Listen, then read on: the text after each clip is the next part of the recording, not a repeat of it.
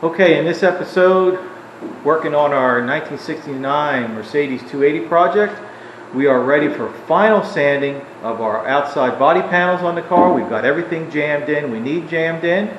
So we're going to start with a 400 grit on the DA, which is going to do two things. It's going to give us a nice smooth finish for our base coat to be applied to, and also fill in any slight minor sand scratches that may still be present.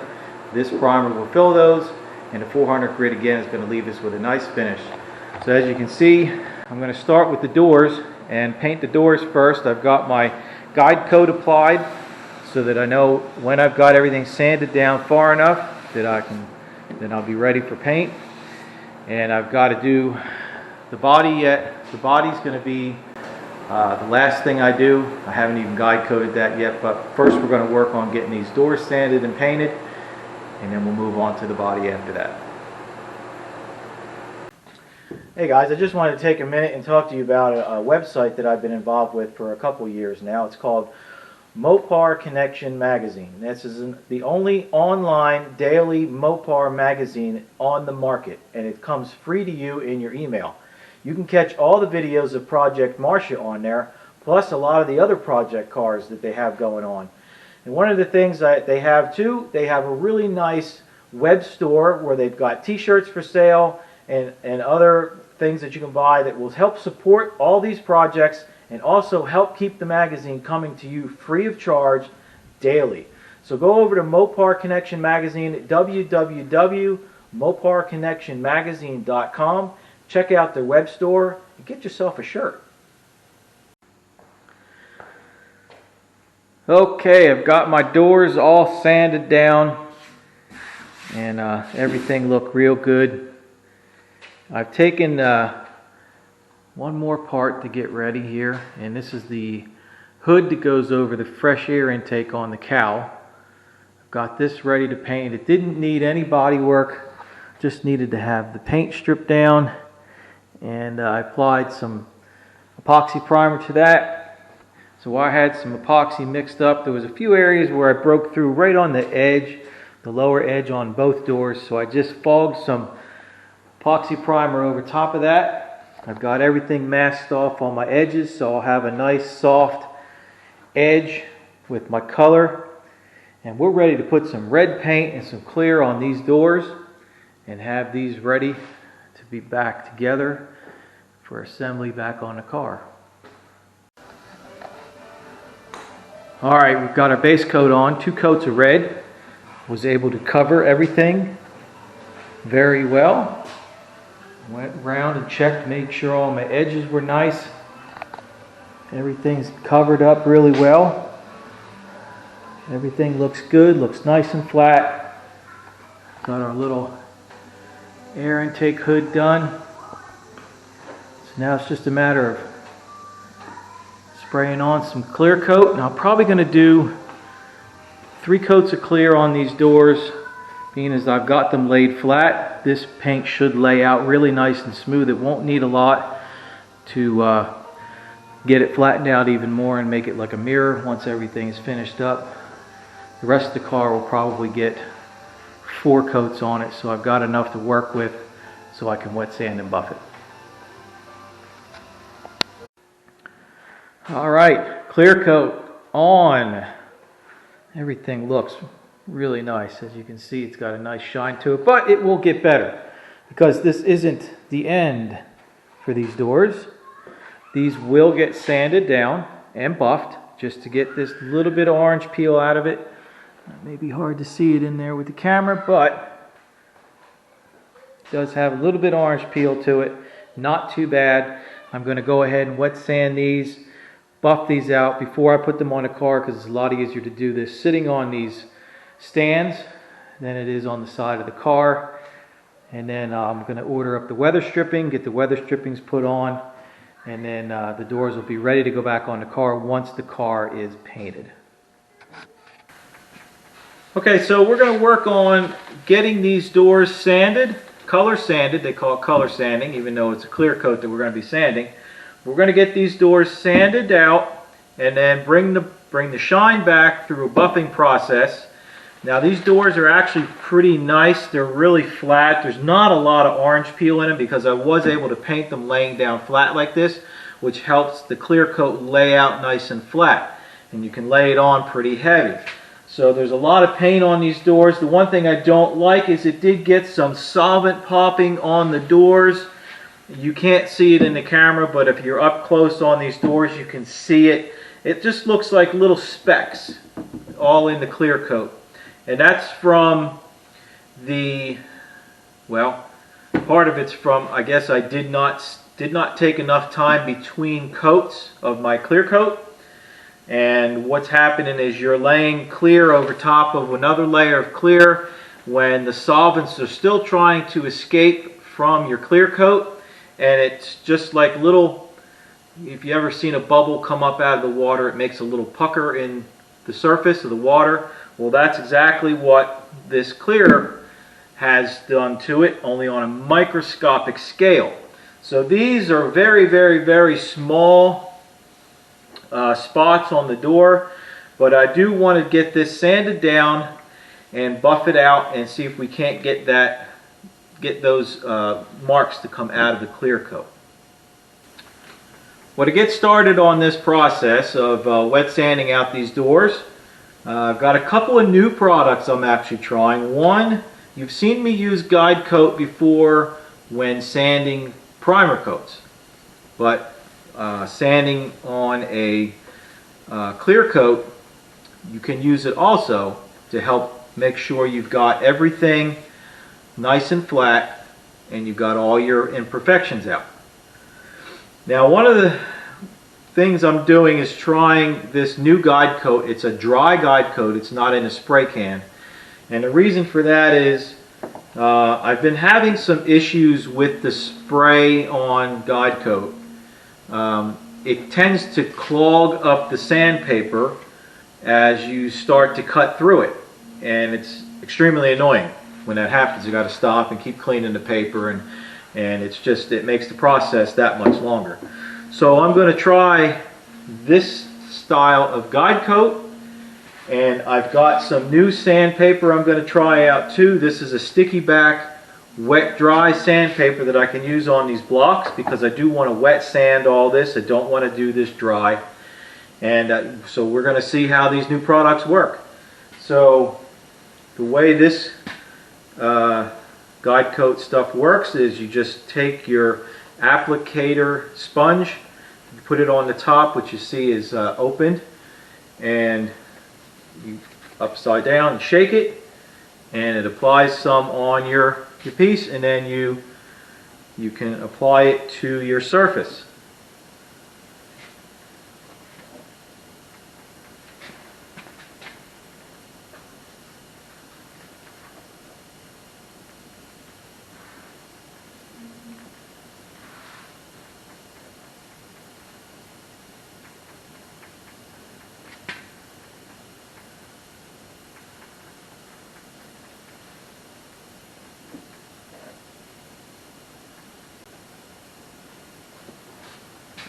The next thing I want to do is I do want to protect some of my edges. I don't want to get too far on my edges because you can go through an edge very easily when you're wet sanding or dry sanding. You can cut right through the paint really quick. So I'm just going to take some tape and lay it on this body line edge here just enough so I can't get on the edge. And the same thing here. I'm going to put a piece in here just to protect that area also. Alright, we've got our guide coat on. It's a little hard to see it on the door because it does lay down kind of light, but it is on there. I can see it. I've got my paper applied to my block. Same block I use when I'm sanding on my primer coats. We're just going to wet the door down. Just gonna, again, same process as when you're sanding primer. You just kind of want to go in a crisscross pattern.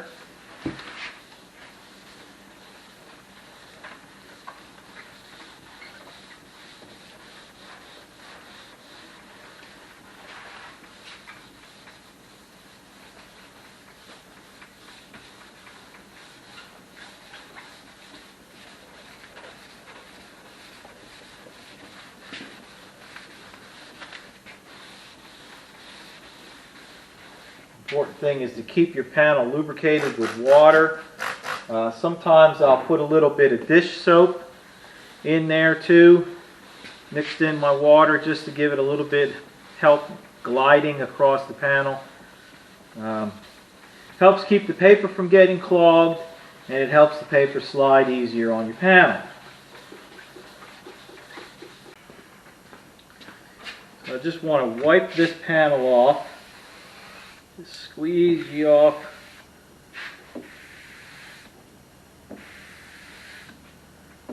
Water.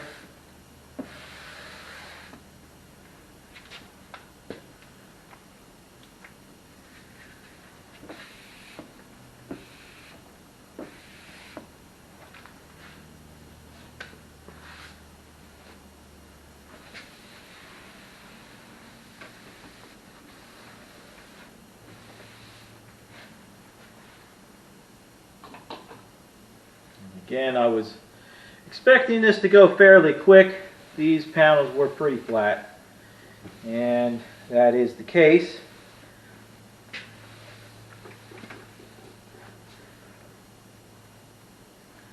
So what you do after you get the water off and you let it kind of dry off, you see it changing colors here as it's drying. You kind of blow on it.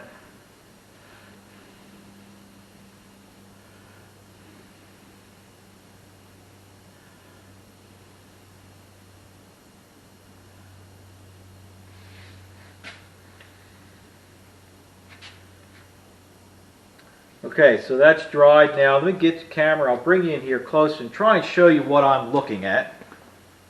Okay, so what we're looking for, we've got our surface here is now looks white, and that's the dried areas. Now if you see here, right in here, you can still see where it's got a little bit of shine to it. It's still darker red. And in here, and then we come over here and we've got a spot here, and that's where the panel still needs a little bit of sanding. And of course around our edges, again, you don't want to get too close on your edges because you can go through this edge here. So you want to kind of stay back as much as you can from that edge, but get as close as you can at the same time. So we're going to go ahead and we're going to sand out this area here a little bit more and get around this door handle area a little bit more. Try and get along the edge of our tape here a little bit closer and get this all nice and flattened out. We can go a little bit more in through here and try and get just close up to our edge here so that we've got a nice uniform surface to go ahead and buff. Alright, I want to bring you back here after I've done some of the wet sanding on these doors. Again, I started out with 1000 grit to knock down most of the imperfections. The next paper that I moved to is a 2000 grit, and I've gone through that process one time, sanded out the doors, and you can see as you look down it from an angle that it's already starting to get some shine back. So the 1000 grit basically works out your imperfections, and then as you move up in grit and sandpaper, you're basically starting the polishing process.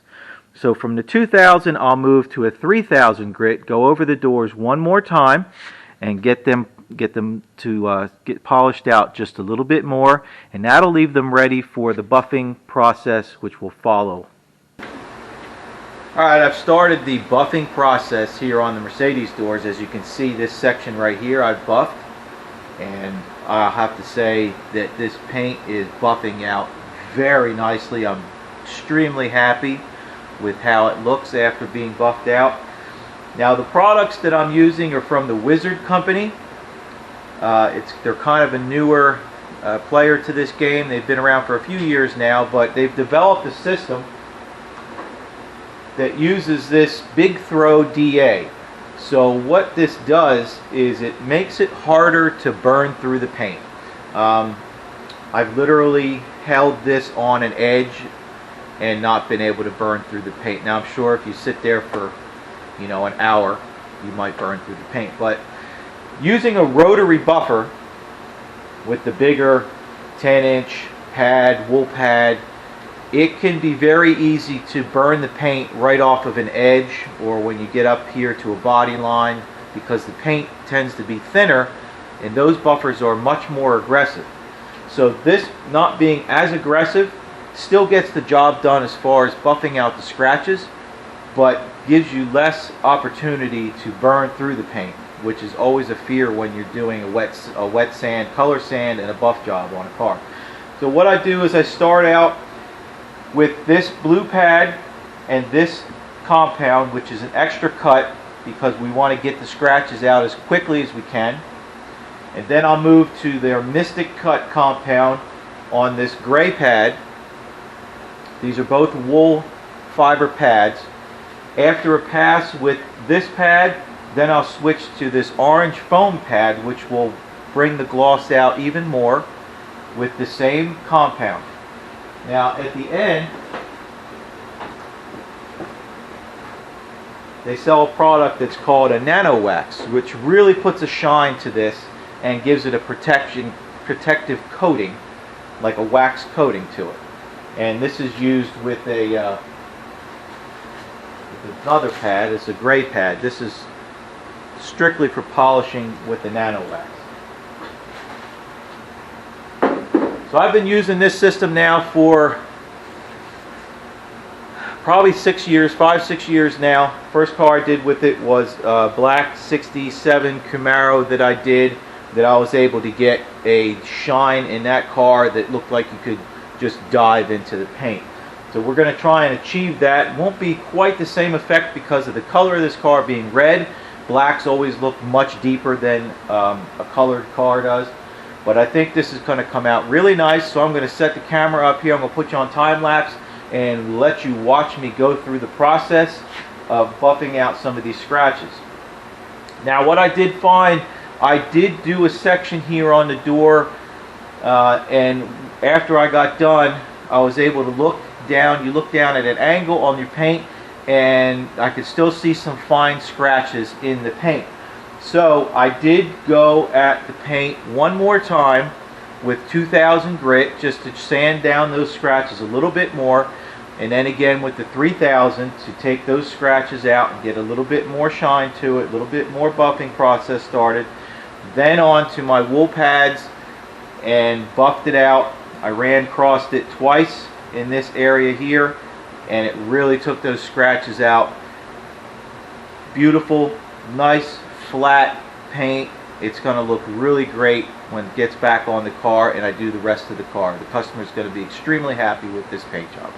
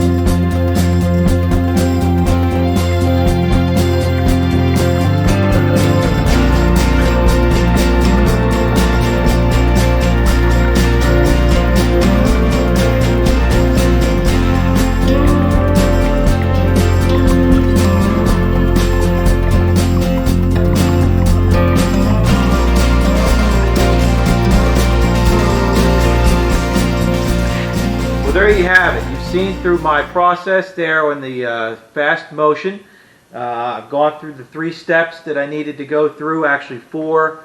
I did my extra cut with my blue wool pad, and then I did my regular compound with my gray pad, my gray wool pad, and then another pass with the regular compound on the orange foam pad, and then a final pass over with the gray foam pad and the Nano Wax product, which helps bring the shine out even more.